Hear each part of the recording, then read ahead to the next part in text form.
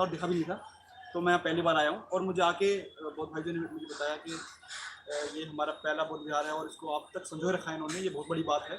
साथ ही हम लोग जो काम कर रहे हैं, हमारा काम और इनका काम, सब काम हमारा सेम है, हमारी सबकी मंजिल एक है, बस रास्ते उसका थोड़ा अलग अलग हो, लेकिन हमें सबको साथ चलना है, हाथ में हाथ लेके चलना है। तो इसलिए आज से हम इस बुद्ध विहार, क्योंकि सबसे बड़ी चीज़ ये रहेगी कि जो भारत का पहला बुद्ध विहार और भारत का पहला संविधान काव्य पाठ यहाँ शुरू हो रहा है। घर घर हम संविधान पहुँचाने की कोशिश कर रहे हैं, घर घर हम संविधान काव्य पहुँचाने की कोशिश कर रहे हैं, जो कि ऐसा संविधान काव्य के जो पूरे भारतीय संविधान को एक पूरी काव्यात्मक रूप में आपके सामने अभी हम लोग करेंगे। तो सभी साथी इसमें हमारा साथ देंगे, तो आपका बहुत बहुत धन्यवाद यहाँ पे आने के लिए। इसके साथ परिचय की आगे दो लाइनों में परिचय ले दो, उसके बाद फिर अपना। सभी साथियों को जय भीम। मेरा नाम कीर्ति है और मैं जहांगीरपुरी दिल्ली से आई हूँ। मेरी अभी ग्रेजुएशन कंप्लीट हो गई और आगे मैं एमए कर रही हूँ पॉलिटिकल साइंस में, और अपने विचारों को सोशल मीडिया के माध्यम से प्रदर्शित। मेरा नाम तुषार है और मैं जहांगीरपुरी से आया हूँ अपनी बहन के साथ, और मैं भी ITI कंप्लीट की है और मैं आगे स्टडी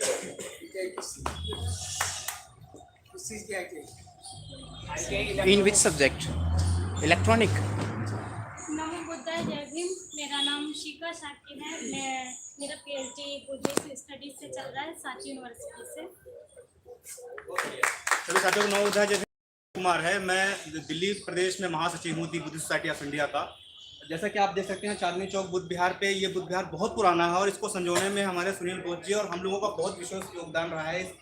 बाहर आप देख सकते हैं जो MCD का एक पार्किंग बन रहा है, इस पार्किंग के साथ साथ काफ़ी लड़ाई हुई है हम सब लोगों की, जिसकी वजह से संजोया गया है बुद्ध विहार। तो हम सभी लोगों से अपील करना चाहते हैं कि यहाँ पे ज़्यादा से ज़्यादा लोग इस बुद्ध विहार पर आएँ और इसकी हालत देखें और इसको आगे बढ़ाने में हमारी मदद करें। धन्यवाद। हम फोकस करेंगे बुद्ध विहार के क्या हालात हैं और क्या। सभी को नमो बुद्धाय, जय भीम। मैं सुशील कुमार बौद्ध और मैं दिल्ली यूनिवर्सिटी से बुद्धिस्ट स्टडी से MPhil किया हूँ, और अब मेरा जो जामिया का जो PhD है अभी थोड़ा सा प्रॉब्लम है, लेकिन उम्मीद करता हूँ कि मेरा PhD में एडमिशन हो जाएगा। और मैं सर से बहुत प्रभावित हुआ हूँ, सुनील सर से, विनय सर से, और मैं इस मूवमेंट्स में मैं कोशिश करूँगा, मैं अपने पूरे तन मन धन से आगे आने वाले समय में मैं इसमें काम करूँगा। मैं सूरज सिंह बौद्ध। सभी को जय भीम, नमो बुद्धाय, हार्दिक शुभकामनाएं। मैं all India CPWD SC/ST association का सेक्रेटरी, आपके सामने जो सेवा बनती है इसके लिए मैं तैयार रहता हूँ, सामाजिक कार्यों के लिए। धन्यवाद। मैं विजय बौद्ध, हरदोई दिल्ली से हूँ। काफ़ी सालों से हम लोग सुनील जी के साथ जुड़े हुए हैं, इस विद्यालय में काफ़ी काम करा हुआ है। अब मेरी कुछ समस्या है, मैं हमारे काम की वजह से मैं नहीं आ पाता हूँ, यहाँ पर टाइम दे पाता हूँ। बाकी हम चाहते हैं जो काम कर रहे हैं अच्छा काम कर रहे हैं, आगे काम। कुल मिलाकर सामाजिक सहयोग बना रहे। सभी साथियों को नमो बुद्धाय, जय भीम। मेरा नाम मनोज गौतम है। मैं एज एन एडवोकेट अपनी सेवा दे रहा हूँ 30,000 कोर्ट में, और जो यहाँ जो केस चल रहा है उसको मैं ही फाइट। बहुत बहुत साथ। सभी साथियों को क्रांतिकारी जय भीम। मेरा नाम राजेंद्र कुमार, मैं दिल्ली पब्लिक लाइब्रेरी में हूँ और पिछले 4.5 साल से डिसमिस सर्विस से समाज की लड़ाई लड़ते हुए, लेकिन फिर भी मूवमेंट जारी है और मैं बाबा साहब के ओरिजिनल स्थापित संगठनों का प्रचार प्रसार करता हूँ। सभी साथियों को नमो बुद्धाय, जय भीम। मेरा नाम रोहित पटेल। मैं इस टीम के साथ सुनील बौद्ध जी और विनय भाई के साथ मैं काफ़ी इस बुद्धिया 3 साल लगातार आ रहे हैं हम लोग। खैर हम लोग की यही कोशिश है कि इसको डेवलपमेंट किया जाए हमेशा, लेकिन अपने समाज के कुछ लोग चौधरी जो अपने घर पे रह के बहुत से समाजी बातें करते हैं, कोई निकल के सामने नहीं आता जमीनी स्तर पे, न कोई काम करने राजी हो। तो हम यही चाहते हैं कि अपने घर से बाहर निकले, यहाँ बुद्ध विहार पे आएँ ज़्यादा से ज़्यादा लोग, और यहाँ समर्थन के हम लोग के साथ दें कि हम इसे डेवलपमेंट कर सकें। बहुत साथियों क्रांतिकारी जय भीम। मेरा नाम मनीष मूलीवास है और मैं बिहार के समस्तीपुर जिला से बिलोंग करता हूँ। यहाँ पे गुरुग्राम रोड के सेक्टर में काम करता हूँ। मेरा नाम प्रमोद गौतम और मैं यहाँ का कार्य करता हूँ चांदनी चौक बुद्ध विहार पर। सभी साथियों को नमो बुद्धाय, जय भीम। मेरा नाम सुनील बौद्ध है और the Buddhist society of India में दिल्ली प्रदेश के रूप में मैं काम कर रहा हूं, अध्यक्ष के रूप में। और साथ ही साथ जो हमारे नेशनल इशू है या स्टेट इशू है जो बुद्धिज्म से संबंधित है, बाबा साहब से संबंधित है, उन इशुओं को मैं उठाता हूं, उन इशुओं को लेकर मैं काम करता हूं। उसी का एक एग्जांपल ये आप चांदनी चौक बुद्ध विहार देख सकते हैं। उससे पहले आप बुद्धिस्ट पर्सन लॉ के मुद्दे को देख सकते हैं, और अभी अशोक की एक लाट है उसको भी हमने नया भी शुरुआत की है, और आज उसकी दोबारा एक पुनर्गठन दोबारा शुरू करेंगे। बहुत ही बेहतर। जय भीम। मैं शशि कुमार बौद्ध, Delhi Buddhist society of India committee member. ये जो यहाँ पे चांदनी चौक बुद्ध विहार है, इसके लिए हम तन मन धन से पूरा डेवलपमेंट करने के लिए अपना सहयोग देंगे। सभी साथियों को नमो बुद्धाय जय भीम। मैं वीरेंद्र कुमार, पुरारी दिल्ली।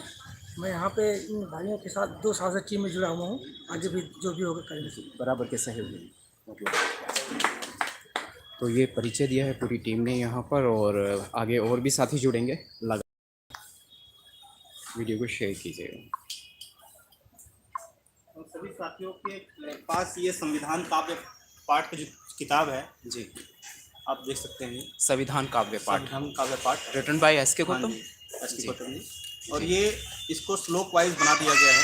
जी जी। अच्छा पॉकेट संविधान। जी जी। और ये बहुत ही आसान शब्दों में है, आप सब देख सकते हैं, जिसको समझा जा सकता है अच्छे तरीके से, पढ़ा जा सकता है अच्छे तरीके से। तो इसी की शुरुआत हम अभी शुरू करने जा रहे हैं।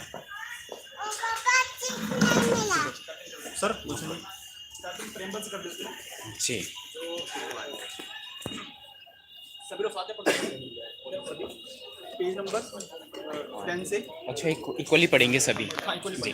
साथियों, आप संविधान काव्य पाठ को शेयर कीजिएगा। संविधान की उद्देशिका सारे साथ पढ़ेंगे हम सारे। हम भारत के लोग आज ये संविधान अपनाते हैं, समाजवादी धर्मनिरपेक्ष राष्ट्र को गले लगाते हैं। बोलने की आज़ादी मिलेगी समानता सबको, देश की जो आबादी बंधुता बढ़े हर एक से, हर व्यक्ति इज्जत पाए, राष्ट्र हमारा रहे अखंड, एकता बढ़ती जाए। 26 नवंबर 1949 दृढ़ निश्चय हम करते हैं, संविधान को अंगीकृत आत्मसमर्पित करते हैं। एक एक करके सर पढ़े तो ज्यादा बेहतर है। एक करके बिल्कुल, 1 बाय 1। तो आगे से कर देते हैं। संघ और उसके राज्य, सब राज्य को मिलाकर भारत एक संघ होगा।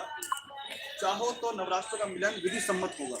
संसद चाहे नए राज्यों का निर्माण कर सकती है, वर्तमान राज्यों में परिवर्तन भी कर सकती है। सब राज्यों को मिलाकर भारत एक संघ होगा, चाहे तो नव राष्ट्रों का मिलन विधि सम्मत होगा। संसद चाहे नए राज्यों का निर्माण कर सकती है, वर्तमान राज्यों में परिवर्तन भी कर सकती है। भारत में रहने वाले व्यक्ति भारतीय कहलाते हैं। बाहर से आए बसे भारत में वह भी ये हक पाते हैं। कोई स्वेच्छा से करे विदेशी नागरिकता स्वीकार, भारतीय नागरिकता पर वह खोएगा अधिकार।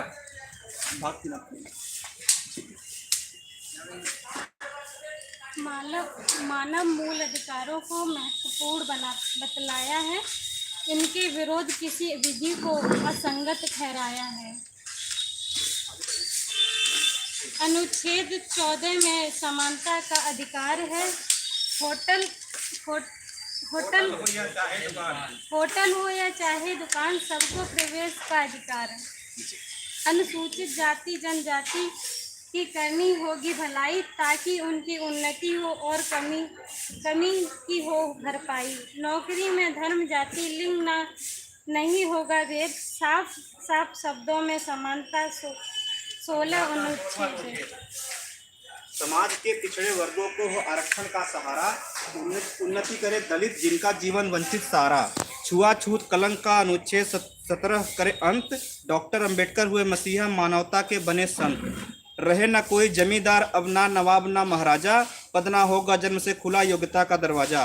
प्रतियोगिता से ही मिलेगी अब पद और सम्मान, बनो डॉक्टर कलेक्टर खूब कमाओ नाम। व्यक्त करो अपने भावों को जो चाहे सो बोलो, अन्याय से नहीं डरो मुंह तुम अपना खोलो। संघ और समूह बनाना है सबका अधिकार, शांतिपूर्ण करो सम्मेलन जो हो बिना हथियार। सारा भारत देश तुम्हारा, कहीं भी जा सकते हो, कोई जगह पसंद आए वहां भी रह सकते हो। बनो वकील या व्यापारी, करो कोई भी कारोबार, अनुच्छेद 19 देता है तुमको ये सारे अधिकार। जब तक सिद्ध नहीं हो दोषी नहीं कहलाओगे, बेगुनाह साबित होने के सब अवसर तुम पाओगे।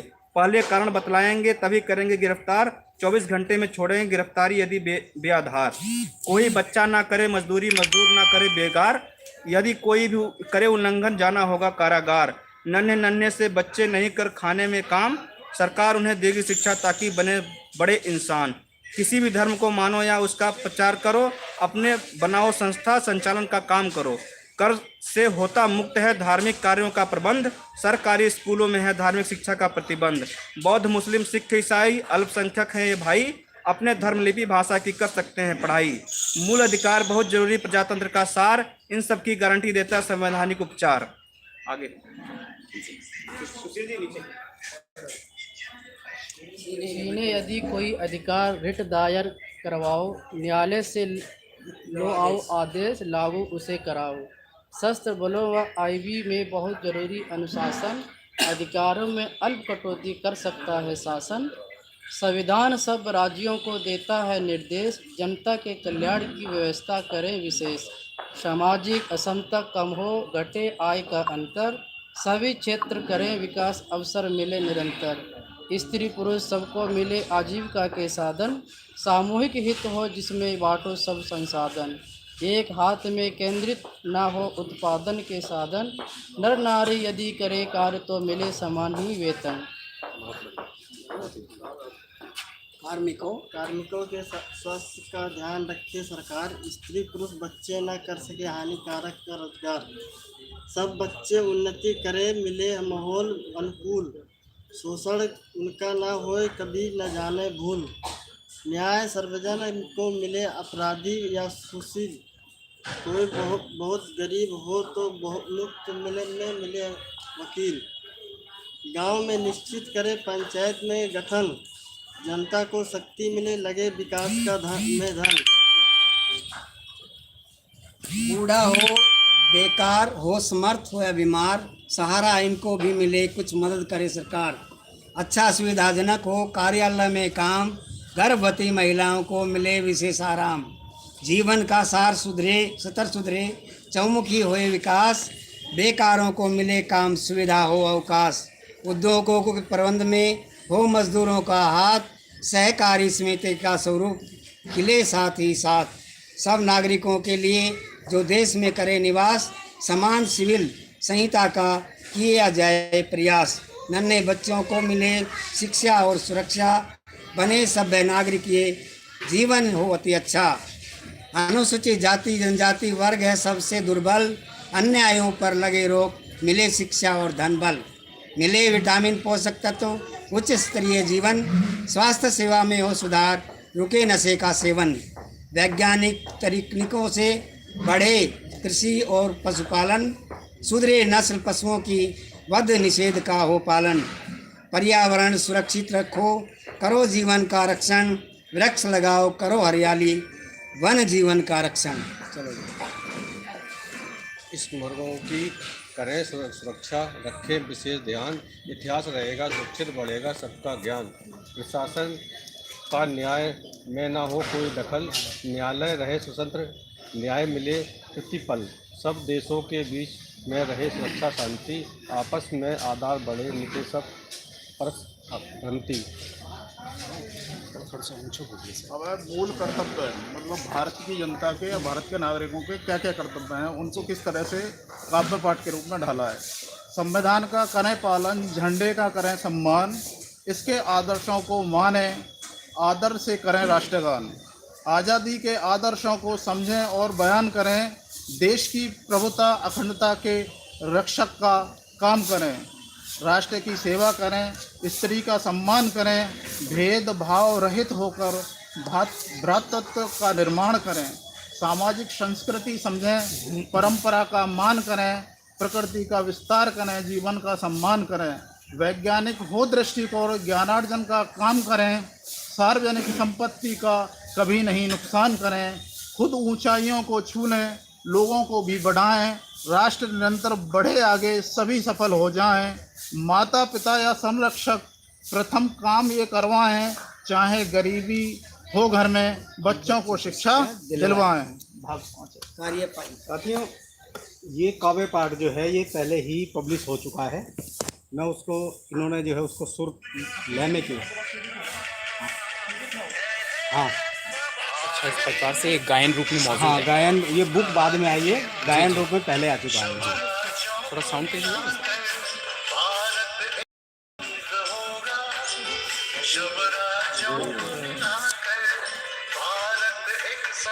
थोड़ा सा डिस्प्ले से थोड़ा सा दिखाएंगे। संगीत ऑडियो नहीं दिख रहा है।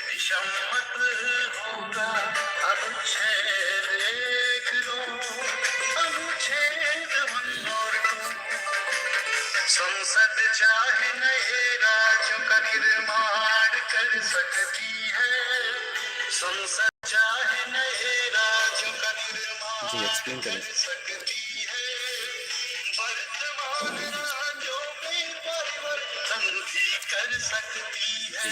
आप शेयर कीजिएगा सर हमें, और अभी एक्सप्लेन करिए कुछ। अच्छा, अपने ये जो शब्दों में। काव्य पाठ है ये बहुत ही अच्छी तरह से और सुर और लय के साथ में बनाया गया है।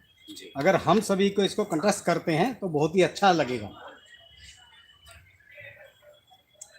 भाग्य नंबर 5, भारत सरकार के राष्ट्रपति सर्वोच्च अधिकारी होगा। जल थल वायु सेना का वह शीर्षाधिकारी होगा। संसद विधानसभाओं का द्वारा राष्ट्रपति चयनित होगा। 5 साल का कार्यकाल जिनका नियुक्त होगा। नागरिक हो भारत का, आयु 35 से कम होगा। सांसद बनने लायक हो, कोई लाभ का पद ना हो। मुख्य न्यायाधीश द्वारा उनका शपथ ग्रहण होगा। संविधान की रक्षा और अनुपालन का प्रण होगा।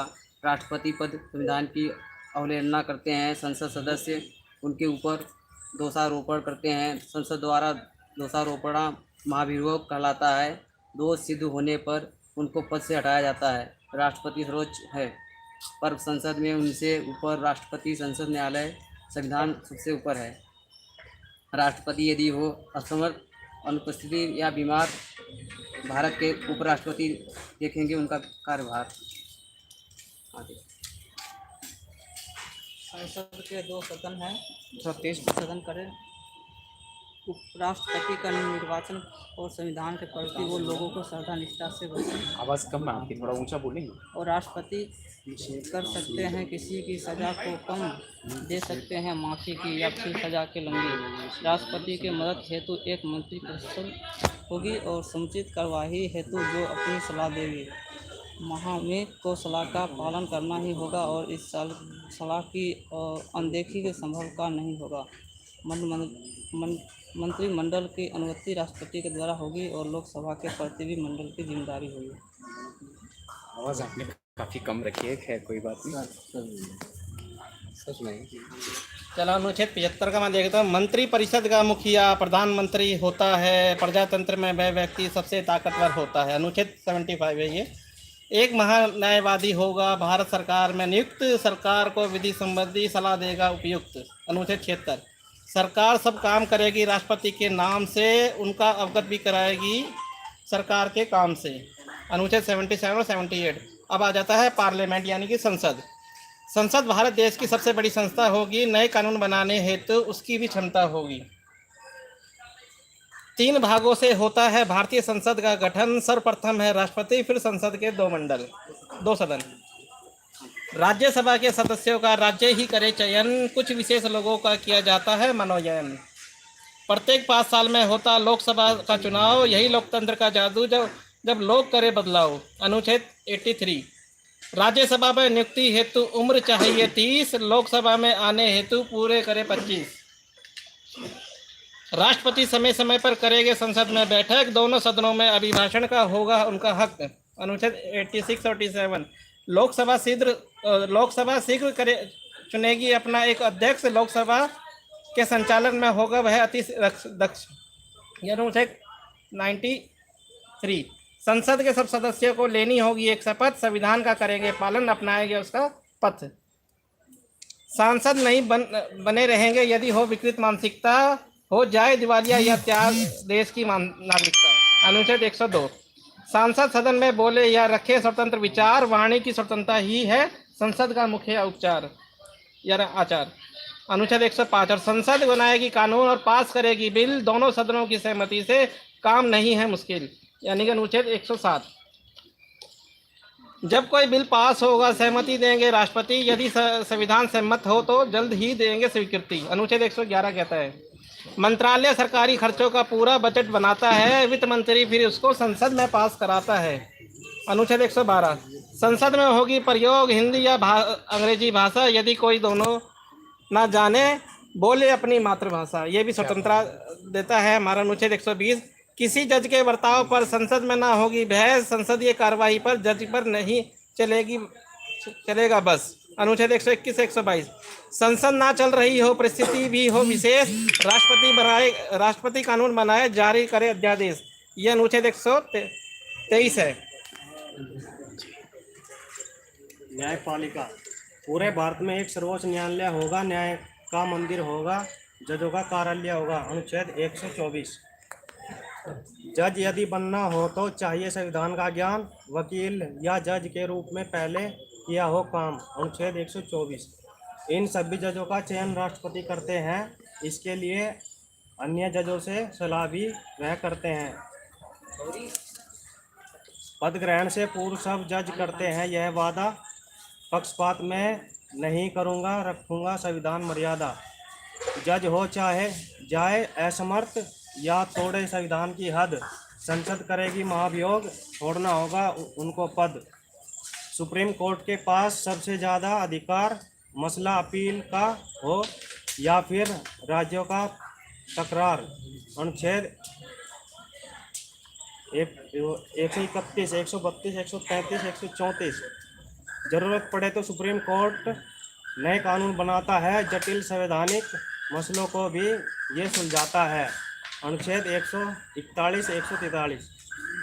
भारत में एक नियंत्रक महालेखा परीक्षक होगा, केंद्र राज्य के खर्चों का ब्यौरा उसे रखना होगा, अनुच्छेद 148, 149।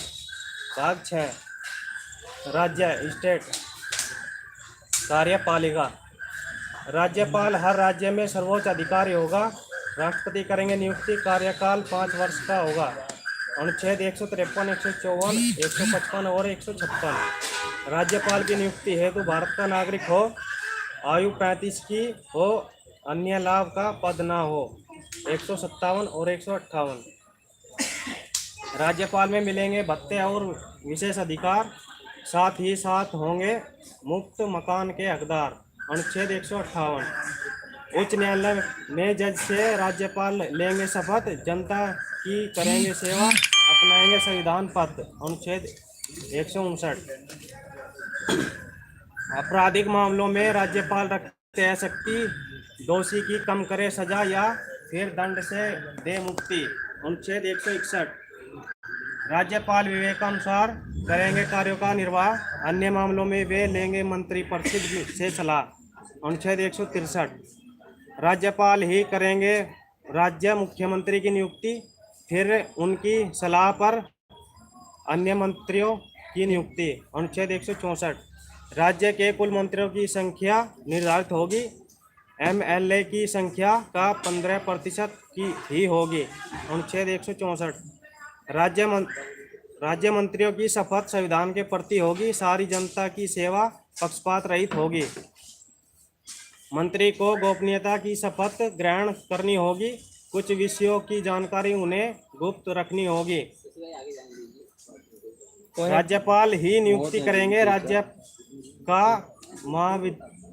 महाधिवक्ता कानूनी विषयों पर होगा वो ही अधिकार वक्ता, अनुच्छेद 165।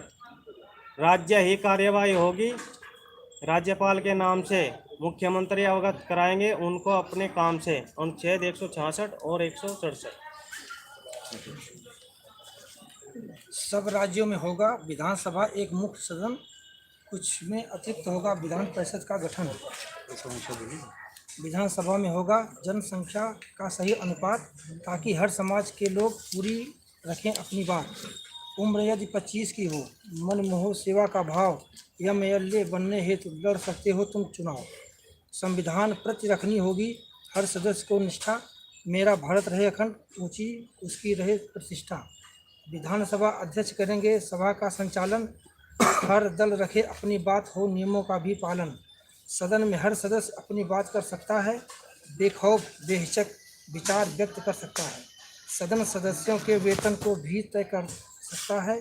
जरूरत पड़े तो भक्तों में बढ़ोतरी भी कर सकता है। भत्तों में बढ़ो। भत्तों भत्तों भक्तों भत्तों भत्तों भत्ते हाँ, जो भत्ता मिलते हैं उनको, उसका। विधानसभा राज्य का बिल भी पास कर सकती है, फिर उस पर राज्यपाल के स्वीकृति ले सकती है। राज्यपाल सहमत होने पर अपनी मुहर लगाएंगे। बिल में कुछ गड़बड़ है तो राष्ट्रपति को बताएंगे। विधानसभा बना सकती है राज्य के लिए कानून, जिसमें राज्य का हित हो, जनता को मिले सुकून। राज्य बजट बतलाएगा सरकार का वार्षिक खर्चा। योजनाओं के मुद्दों पर फिर होगी सदन में चर्चा। हिंदी अंग्रेजी स्थानीय होगी सदन की भाषा। कोई ना जाने यदि इन्हें भी बोलेगा वही मातृभाषा। जज के आचरण पर नहीं करेगा सदन बहस। सदन की कार्यवाही पर ही ना चले कोर्ट का बस। विधानसभा का सत्र ना हो, परिस्थिति हो विशेष। राज्यपाल कानून बनाए, जारी रखे अध्यादेश। अध्यादेश को सदन द्वारा करना होगा पास, वरना होगा बेसर या बीते 1.5 मास। बहुत बढ़िया। राज्यों के उच्च न्यायालय। हर राज्य में न्याय हेतु एक उच्च न्यायालय होगा, जिसमें जनता की खातिर न्याय द्वार खुला होगा। 10 साल का न्यायिक अनुभव या रहा हो वकील, तब होगा उच्च न्यायालय का जज बनने काबिल। राष्ट्रपति द्वारा होगी न्यायाधीश की नियुक्ति। 62 वर्ष पूरा होने पर होगी पद से मुक्ति। न्यायाधीश लेंगे शपथ राज्यपाल के साथ। सब लोगों को देंगे न्याय बिना किए पक्षपात। अधीनस्थ न्यायालय सबऑर्डिनेट कोर्ट्स। छोटे न्यायालयों पर होगी हाई कोर्ट की निगरानी। नियम पूर्वक कार्य करें सब, कोई न करे मनमानी। जिला जजों की नियुक्ति राज्यपाल द्वारा होगी। इससे संबंधित सलाह हाई कोर्ट द्वारा होगी। 7 वर्ष वकालत वाला जिला जज बनने योग्य। अन्य न्यायिक पदों हेतु है लोकसभा आयोग। भाग 8 संघ राज्य क्षेत्र। संघ राज्य क्षेत्रों के लिए प्रशासक होंगे जिम्मेदार, चाहे हो दमन, दीव या अंडमान और निकोबार। राजधानी दिल्ली में है उपराज्यपाल का शासन। यहाँ विधानसभा भी है जहाँ जनता करे निर्वाचन। भाग 9 पंचायतें। तेजी से हो सबका विकास, हो जनता का शासन। इसके लिए करना होगा पंचायतों का प्रशासन। ग्राम सभा हो, पंचायत हो और हो जिला परिषद। अनुसूचित जाति जनजाति हेतु आरक्षित हो पद। महिलाएं भी समाज की है महत्वपूर्ण इकाई। उनके लिए आरक्षित हो अध्यक्ष पद की 1/3। राज्य पंचायतों को देंगे शक्ति और अधिकार। विकास हो, न्याय मिले, हो जनता का उपकार। पंचायत कर सकती है टैक्स वसूली का भी काम।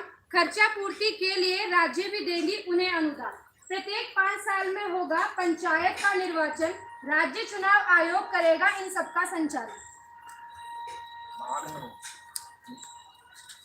शहरों में नगर पालिका है पंचायत का दूसरा रूप। वार्ड और उसकी समितियों जैसा होगा प्रारूप। महिला कमजोर वर्गों का आरक्षण करना होगा। योजना लागू करने को टैक्स वसूल करना होगा।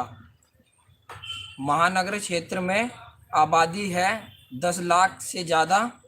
प्रमुख मेयर कहलाता है, जिम्मेदारी भी है ज़्यादा। एसटी लोगों के विकास का भी विशेष प्रावधान। अनुसूचित भाग 9। बेटा थोड़ा ऊंची आवाज में बोलिए।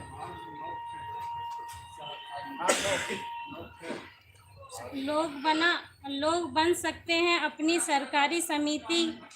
वार्ड करें संचालन, बेहतर होगी आर्थिक स्थिति। 10। भाग 10 अनुसूचित और जनजाति क्षेत्र। एसटी लोगों को विकास का है विशेष प्रावधान। अनुसूचित क्षेत्रों का भी खूब रखना होगा ध्यान। अनुच्छेद 244 जनजाति के लिए एक सलाहकार परिषद होगी, जिसके उनके प्रशासन की नीति निर्धारित होगी। अनुच्छेद 244 5वीं अनुसूची। उनके कल्याण कार्यों पर राज्यपाल रखे निगरानी। और भूमि उनकी रहे सुरक्षित, साहूकार न करे मनमानी। अनुच्छेद 244 5वीं अनुसूची। राज्यपाल उनके क्षेत्रों में परिवर्तन कर सकते हैं। शांति सुरक्षा कानूनों में बदली भी कर सकते हैं। अनुच्छेद 244 पांचवी अनुसूची असम राज्य में होंगे। स्वशासी जिला और प्रदेश लागू नहीं होंगे, इन पर राज्य सरकार के निर्देश। अनुच्छेद 244 छठी अनुसूची जंगल और जनजाति में है बहुत गहरा संबंध, संतुलन कैसे रखा जाए इसका है सही प्रबंध। अनुच्छेद 244 वन भूमि का उत्पादों का जनजाति करे प्रयोग, वन भी रहे सुरक्षित, न हो जीविका में अवरोध। राज्यपाल ऐसे क्षेत्रों में निश्चित करे सुशासन, शिक्षा स्वास्थ्य संचार के दिलवाए सब साधन। अनुच्छेद 244 छठी अनुसूची। जय भीम, जय भारत, जय संविधान। भाग 11 संघ और राज्यों के बीच में संबंध। संसद पूरे भारत में कानून बना सकती है, विधानसभा केवल राज्य में ऐसा कर सकती है। अनुच्छेद 245 कानून बनाने की शक्ति राज्य केंद्र राज्य की है पृथक, विषय उनके निर्धारित हैं ताकि ना हो कोई शक। संघ सूची में लिखे हैं संसद के अधिकार, जैसे सुरक्षा, रेल, विदेश सेना, दूर संचार। अनुच्छेद 246 सातवीं अनुसूची संघ सूची। राज्य सूची में वर्णित है विधानसभा के अधिकार, जैसे पुलिस, स्वास्थ्य, कृषि, वन, विद्युत, कारागार। कुछ विषय ऐसे हैं जिन पर दोनों का अधिकार, इनमें से हैं शिक्षा, सजा, न्याय, वन, व्यापार। फिर भी संसद बड़ी है श्रेष्ठ, उसके अधिकार राष्ट्रहित में कानून बनाए, करे अंतर्राष्ट्रीय करार। कानूनों का अनुपालन शिक्षित करे राज्य सरकार, वरना शिक्षित भी कर सकती है भारत का सरकार। केंद्र राज्य सरकारों को दे सकता है आदेश, देश हित के कामों में यदि मुश्किल आती है पेश। विवाद हो या नदी जल का बंटवारा, केंद्र कानून बनाकर कर सकता है निपटारा। राज्यों के झगड़ों को सभी मिलजुल के सुलझाएंगे, जांच एवं सुझाव हेतु परिषद एक बनाएंगे। भाग 12 वित्तीय संपत्ति, सुविधाएं और वाद। टैक्स द्वारा जो पैसा आए संचित धन कहलाए, भांति भांति के खर्चों में यह धन काम में आए। कुछ खर्चे करने पड़ते हैं एकदम और कई बार, जिसकी खातिर कंटीजेंसी फंड रखती है सरकार। केंद्र और राज्य सरकारें दोनों ले जनता से कर, फिर नियमानुसार आपस में बांटें इसे बराबर। केंद्र को राज्य सरकारों को देना होगा अनुदान, जनजातीय क्षेत्रों के विकास का रखना होगा ध्यान। वित्त आयोग सुझाव देता है धन के वितरण पर, ताकि राज्यों को मिले उन्नति के बराबर अवसर। केंद्र की संपत्ति राज्य नहीं लगाए कर, केंद्र भी इस संबंध में करे राज्य का आदर। केंद्र राज्य कर सकते हैं व्यापार और कारोबार, समुद्री खनिजों पर होगा केवल केंद्र का अधिकार। राष्ट्रपति की ओर से साइन होंगे सब करार, पर कोई चूक हुई तो नहीं होंगे वे जिम्मेदार। कोई व्यक्ति कर सकता है संपत्ति को संचित, कानून बिना उसे नहीं कर सकते हैं वंचित। भाग 13 भारत के राज्य क्षेत्र अंदर व्यापार वाणिज्य और समागम।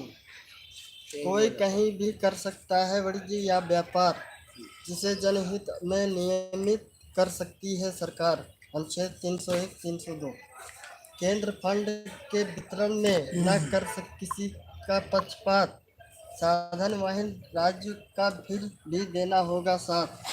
भाग 14 संघ और राज्यों के अधीन सेवाएं हमें प्रदान करता है। सरकारी कामकाज हेतु नियुक्त होते हैं अधिकारी, कार्य सुचारू रूप से हो लेते हैं जिम्मेदारी। यह अनुच्छेद 309 हमें अधिकार देता है। कोई अधिकारी कर्मठ है, काम है उसका अच्छा, संविधान उसको देता है काफ़ी अधिक सुरक्षा।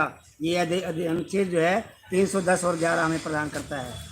नियुक्ति करता ही किसी को पद से हटा सकता है, विधिवत जांच करा के सजा सुना सकता है। यह अनुच्छेद 311 हमें सुरक्षा देता है। किसी कार्यवाही से पहले व्यक्ति को सुनना होगा, उसके दोष बताने होंगे, फिर निर्णय करना होगा। यह अनुच्छेद 311 हमें बताता है। यदि गंभीर अपराध में दोषी सिद्ध हुआ अधिकारी पद से हटाया जा सकता है, उसे बिना इंक्वायरी। अनुच्छेद 311(2) कभी कभी सुरक्षा हित में जांच हो सकती है, बिना जांच अधिकारी की सेवा मुक्ति हो सकती है। यह अनुच्छेद 311(2) और ग। केंद्र में भर्ती हेतु है संघ लोक सेवा आयोग, आवेदन कर सकते हैं सेवा के इच्छुक सब लोग। यह अनुच्छेद जो है 315 हमें शिक्षा देता है। आयोग करेगा संचालित नियुक्ति हेतु परीक्षा, उच्च सेवाओं में चाहिए ग्रेजुएट तक की शिक्षा, यह अनुच्छेद 315 हमें और 320 सुरक्षा प्रदान करता है। राज्यों में भर्ती हेतु है राज्य लोक सेवा आयोग, छोटे राज्य चाहे तो बनेगा एक संयुक्त आयोग, यह अनुच्छेद 315 हमें सुरक्षा प्रदान करता है। आयोग में होंगे सदस्य होगा एक अध्यक्ष, रहे हों सरकारी पद पर, छवि हो उनकी निष्पक्ष, अनुच्छेद 316 यह हमें सुरक्षा प्रदान करता है।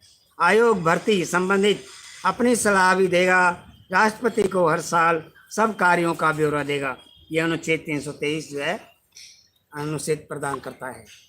बोलिए।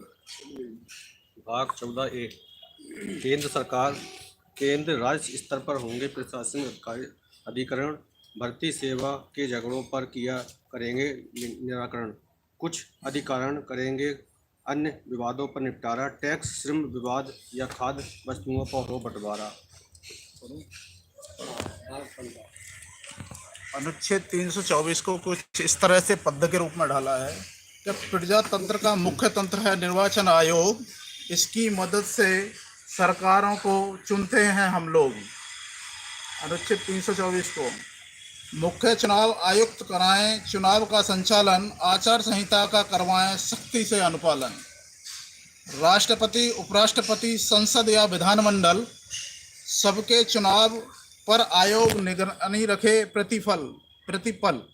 चुनाव आयुक्तों को देता है संविधान सुरक्षा, स्वतंत्र चुनावों से ही होती प्रजातंत्र की रक्षा। लोकसभा विधानसभा का जब भी हो निर्वाचन, आयोग को सब सहयोग देगा राज्य प्रशासन।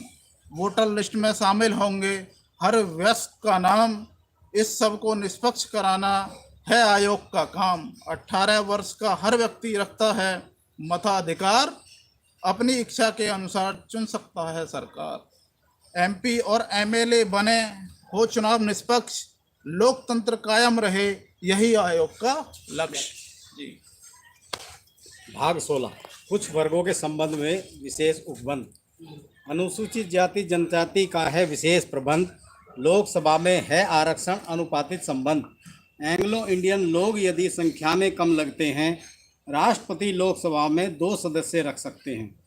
SC ST लोगों की जितनी जनसंख्या होगी उतनी ही विधानसभा में सीटों की संख्या होगी। सरकारी सेवाओं में SC ST का हो स्थान, थोड़ी छूट मिले अंकों में ताकि भर्ती हो आसान। राष्ट्रीय अनुसूचित जाति आयोग करे हकों की रक्षा, उनसे संबंधित समस्याओं की करता है ये परीक्षा। साथियों, ये सच है कि जो राष्ट्रीय अनुसूचित जाति आयोग का नोटिस जो होता है उस पे संविधान की आर्टिकल 338 के तहत में पूरा ब्यौरा देता होता है कि ये बॉडी किस आर्टिकल के तहत जो है कंस्टिट्यूट की गई है। एक अध्यक्ष, उपाध्यक्ष और अन्य सदस्य होंगे। संविधान के प्रावधान उन्हें लागू करने होंगे। SC लोगों के हितों में न हो कोई कोताही, साबित हो आरोप यदि आयोग करे कार्रवाई, अन्य कल्याणकारी उपाय खोज कर लाएगा, राष्ट्रपति को आयोग अपने सुझाव बताएगा। आयोग का दर्जा सिविल न्यायालय का होगा, सबकी पेशी कराने का हक उसे प्राप्त होगा। राष्ट्रपति आयोग की रिपोर्ट संसद में रखवाएंगे, सिफारिशों की कार्रवाई से अवगत भी करवाएंगे। आयोग चाहे तो संबंधित कागज पेश करने होंगे, शपथ पत्र देकर सबूत प्रकट करने होंगे। SC संबंधित कोई निर्णय लेती है सरकार, आयोग से लेकर उसे करना होगा विचार। एक राष्ट्रीय अनुसूचित जाति जनजाति आयोग भी होगा। SC आयोग जैसा स्तर इसको भी प्राप्त होगा, वैसी ही शक्ति होगी, वही कार्य वह करेगा। जनजाति के हितों की रक्षा हर हालात में करेगा। ST की उन्नति हेतु आयोग की नियुक्ति होगी। आयोग यदि करे ढलाई, केंद्र करे शक्ति। सामाजिक शैक्षणिक दृष्टि से पिछड़े हैं जो लोग, राष्ट्रपति उनके हित गठित करे आयोग। आयोग अध्ययन करेगा कैसे हो उनका उद्धार, कैसे केंद्र राज्य बन सकते हैं उन लोगों के मददगार।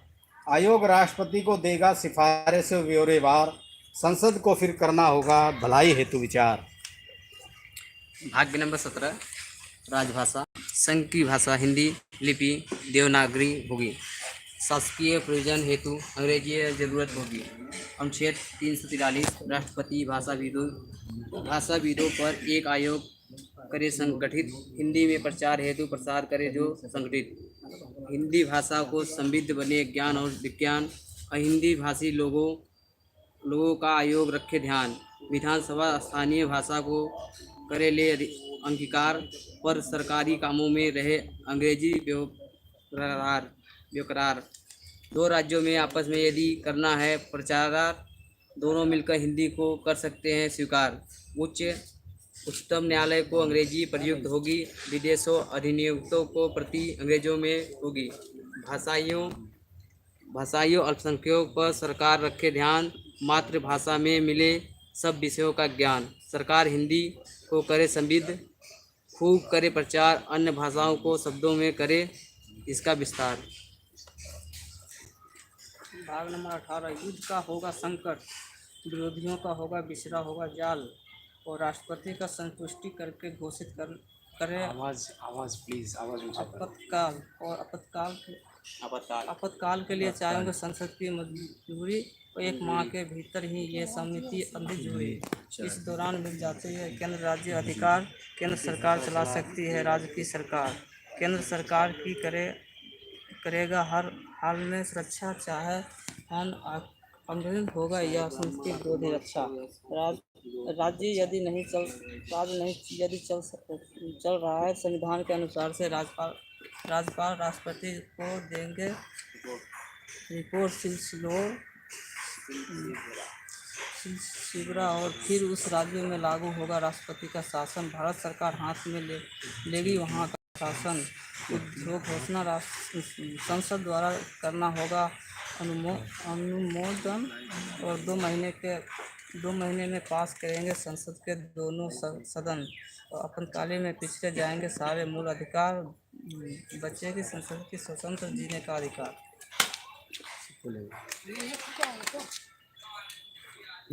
कौन सा है? आपातकाल में बिक जाएंगे सारे हैं। उनसे पहले भारत यदि पैदा हुआ आपातकाल में छिन जाएंगे सारे मूल अधिकार, बचेगी शारीरिक स्वतंत्रता व जीने का अधिकार। भारत में यदि पैदा हो आर्थिक संकट काल, राष्ट्रपति घोषित करे वित्तीय आपातकाल, इस दौरान राज्य के खर्चे किए जाएंगे कम, घट जाएंगे कर्मचारी और जजों के वेतन। प्रकरण, राष्ट्रपति व राज्यपाल को प्राप्त है विशेषाधिकार, ना उन पर कोई केस चलेगा, ना होंगे गिरफ्तार। यदि कोई छपवाता है संसद की कार्रवाई, न्यायालय नहीं करेगा कोई दंडिक कार्यवाही। संविधान का संशोधन, संसद चाहे कर सकती है संविधान में संशोधन, 2/3 बहुमत से यदि पास करे दोनों सदन। फिर ये विधेयक राष्ट्रपति को भेजा जाएगा, उनकी स्वीकृति मिलने पर संशोधन कहलाएगा। अस्थायी ये संस्करणीय कालीन और विशेष उपबंध, जम्मू और कश्मीर राज्य का है विशेष अधिकार, संसद का कानून चलेगा, सब राज्य करे स्वीकार। कई बहुत से राज्यों में भी है विशेष उपबंध, उनकी उन्नति और विकास हो कुछ ऐसे प्रबंध। एंड कर देते सर। संक्षिप्त नाम और प्रारंभ हिंदी के प्राधिकृत पाठ है ये। हमारा ये संविधान भारत का संविधान कहलाएगा, 26 जनवरी 1950 में पूरा लागू हो जाएगा। राष्ट्रपति जी संविधान को हिंदी में छपवाएंगे, हिंदी अंग्रेजी संस्करण ही अधिकृत कहलाएंगे। ये था संविधान काव्य पाठ। और चांदनी चौक बुद्ध विहार में जैसा कि यहाँ पे एक विपता भी चल रही है, वकील साहब यहाँ मौजूद हैं जो इस केस को लगातार फाइट कर रहे हैं शुरू से। अभी विस्तार में बातें करेंगे। फिलहाल लाइव देखा आपने एंटी क्राइम न्यूज़ चैनल पर, और मैं उम्मीद करूँगा आप वीडियो शेयर करेंगे। संविधान काव्य पाठ, यहाँ सभी लोगों ने बारी बारी से आपको संविधान काव्य पाठ पढ़कर बताया है ताकि आपको जानकारी मिल सके। यदि आप संविधान काव्य पाठ पढ़ने में किसी प्रकार का आपको मौका नहीं मिलता, सुअवसर नहीं मिलता है, तो ऐसे में आपको संविधान काव्य पाठ के कुछ अनुच्छेदों की खास और विशेष जानकारी दी गई है जिनमें आपके मौलिक अधिकारों का विशेष जिक्र किया गया है। सभी वक्ताओं ने अपनी बात को बहुत ढंग से रखा है। जय भीम, जय भारत, जय संविधान। एंटी क्राइम न्यूज़ चैनल से फ्रीलांस मीडिया एग्जीक्यूटिव नंदकिशोर बौद्ध की ये प्रस्तुति जी।